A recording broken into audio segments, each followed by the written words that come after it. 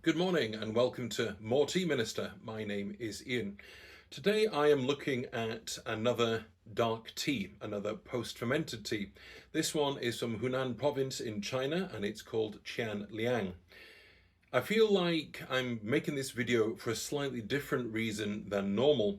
This is the tea that I've tried a few times, this particular example and another that I got as a sort of experimental lot of dark teas. However, unusually, it's one that I've put to one side as not being a particular favourite.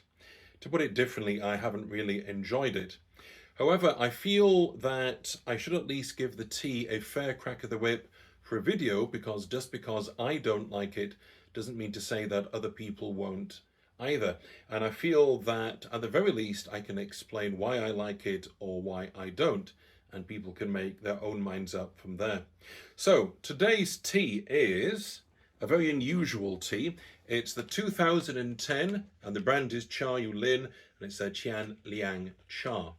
Now what's unusual about this tea, and I won't say too much about its production, is that it comes presented in logs, highly compressed logs of tea that are aged and fermented in that format. The logs come in different sizes, but the largest is this one, and it's over 36 kilograms of tea. It's about that wide, and by the sound of it, it's about 8 to 9 foot long. I put in a couple of links in the description box that will take you to videos about the manufacturing of these blocks of tea, and I will also point you to the review of this tea by the vendor I got this from Hunan sourcing. Because it is a highly compressed tea, it takes a fair bit of not rinsing but loosening up to start with. What I'm going to do first of all is show you what the tea looks like. Nobody in their right mind, unless they're a vendor, is going to buy a 36 kilogram log of tea. It is, however, possible to buy, in the first instance, cross-sectioned slices out of that log of tea, and they're still fairly hefty, but the prices can vary depending on if it's meant to be a sort of presentation, gift variety, or just for consumption. For ease of convenience, I've seen those slices for sale in what's called a waffle cut, where somebody has put saw marks through the log, through the slice in the log, almost like a grid pattern, which makes it a bit easier to break them. However, very often it's sold, and most conveniently, in this form, in pre-cut chunks, because that way you don't have to buy a gigantic amount just to test it out, and also it's a lot easier to slice up a piece like that than it is another. Let me show you what I mean. This is one of those blocks that has then just been split lengthwise. And once it's like that, it's a little easier to brew, as you can appreciate, than trying to brew a single block of tea.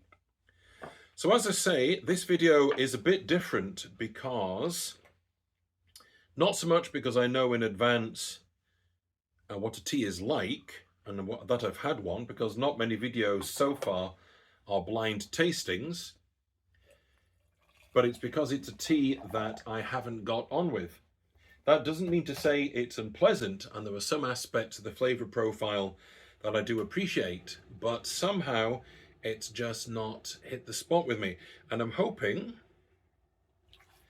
that if I do this a little more officially on a video, then it might be possible to appreciate the tea and its nuances a little more. So we're going to take a sniff at this block of tea. There's a little sweetness, but that's about it.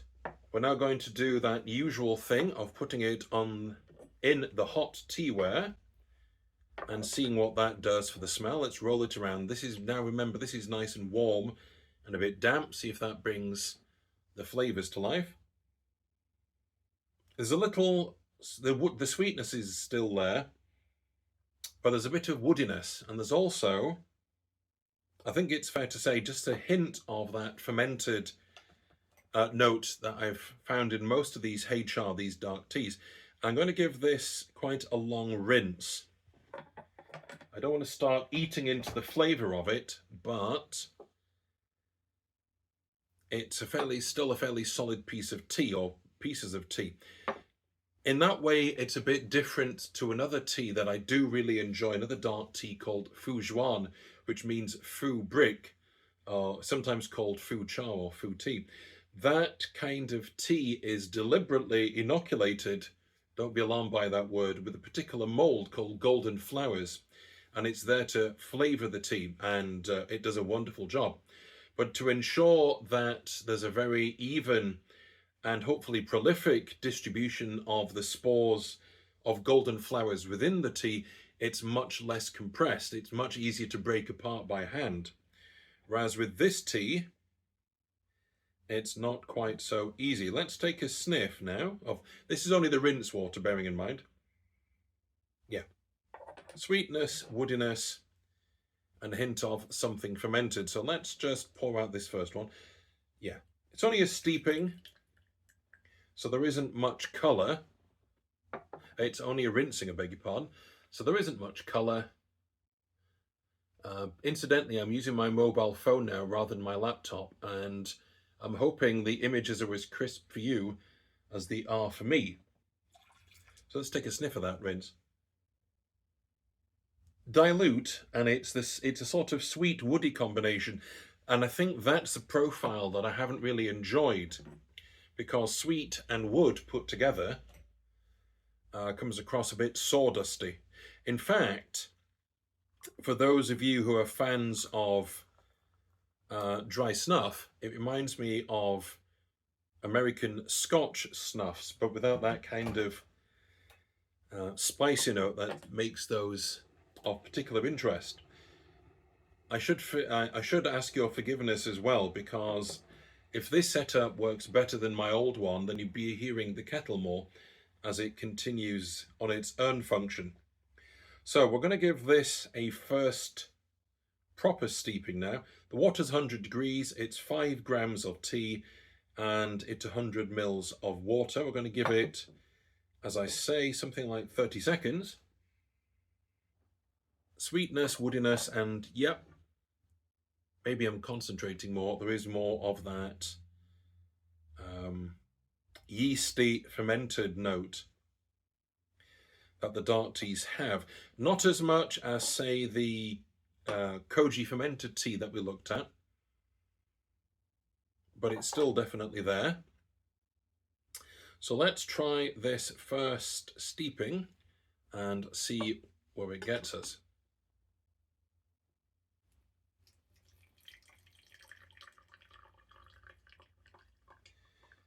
That's picked up some colour, but it's a little pale still. So what we're going to do is get that on for a second brewing before we even try smelling it or tasting it. First of all, you can probably see the colour is a bit darker there. It's more of a sort of a dull yellow. I think that's fair to say. On the nose, it's really woody. I not being a carpenter or a joiner, I couldn't tell you the smell of one kind of wood or another, but it's a kind of woody note with some sweetness to it. There's the faintest hint of the fermented, but it's the wood and the sweetness that's coming to the fore. Let's try this now.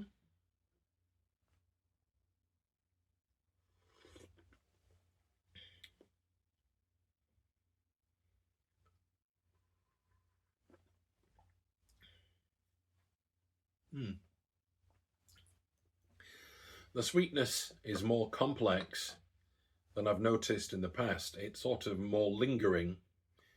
I think I may be giving this slightly longer steepings, and I suppose I don't want to have to do this again, so that might explain why.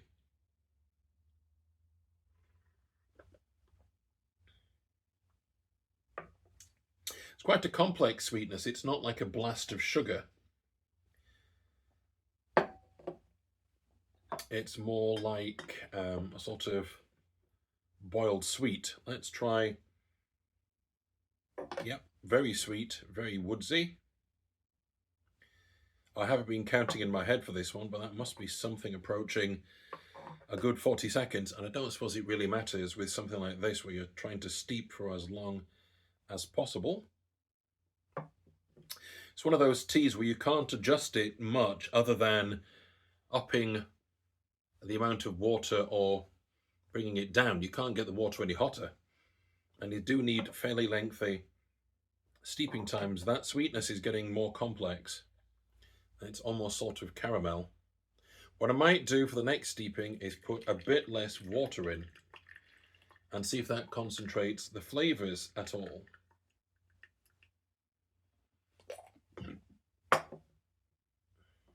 Once again, let's get the water in there before we go any further, save some time. I reckon that's not going to be much more than about 70 to 80 grams of water. Still boiling, as you can hear from the kettle. I would say that's about the same colour as before, maybe a touch darker.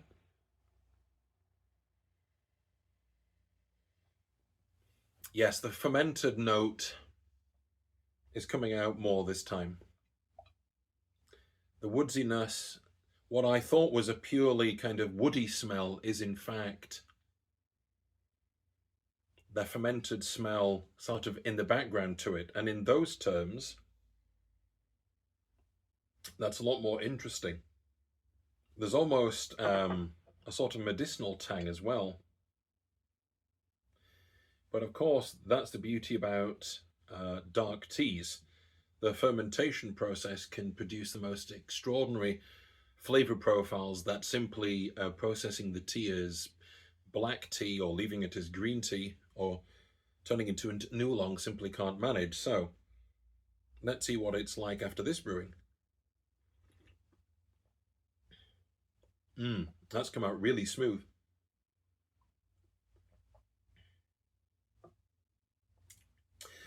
I feel as if it does need slightly less water, which is why I'm glad I've put less in there. But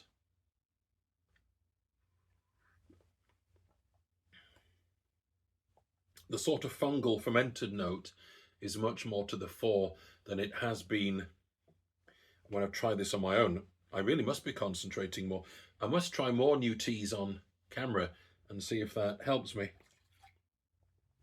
So this one is a much, well, it's about 75% of the volume of water used in the previous ones. I'm hoping that concentrates the flavors a wee bit. Still that really complicated sweetness. So it isn't just a blast of sugar, a sort of one note is what I'm getting at. It's much more like something caramelly or a really nice boiled sweetie. I don't know if that's a United Kingdom kind of sweet. It's a kind of candy, put it that way. A hard candy, that's what I'm looking for. Right, let's try this steeping after it's been sugarled many times.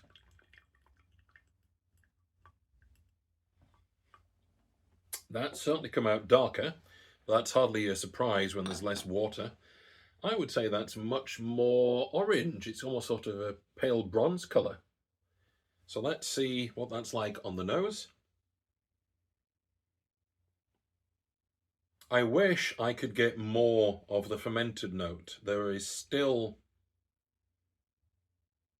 too much of the wood in the foreground, and it's, I hate to say it, but that woody note is, to my mind, it's sort of like sawdusty, a sweet woody smell, which is a shame because the sweetness is really complex, but it's just too woodsy for my liking. That's the problem. There's too much wood coming through on the nose. I feel like I don't want that last statement to be clipped or turned into a YouTube short.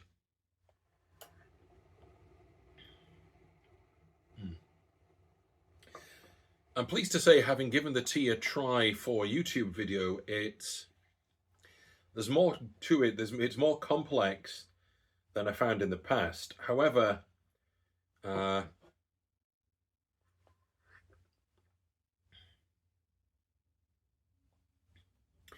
wouldn't say it's a favorite, and I wouldn't wish to buy more of it.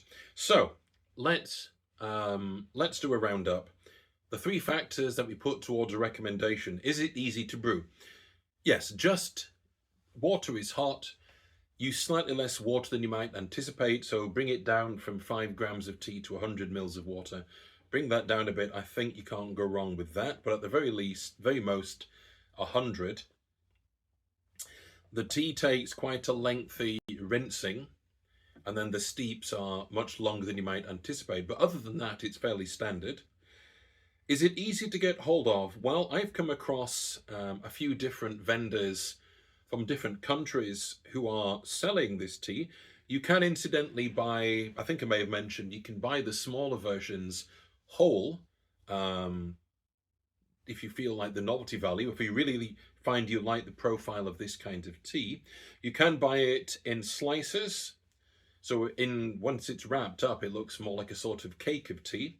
Or you can buy it pre-cut to make life a lot easier. So don't be put off by the question of how am I going to prepare this for brewing. That's not hard, and it's not that hard to get hold of if you make an effort.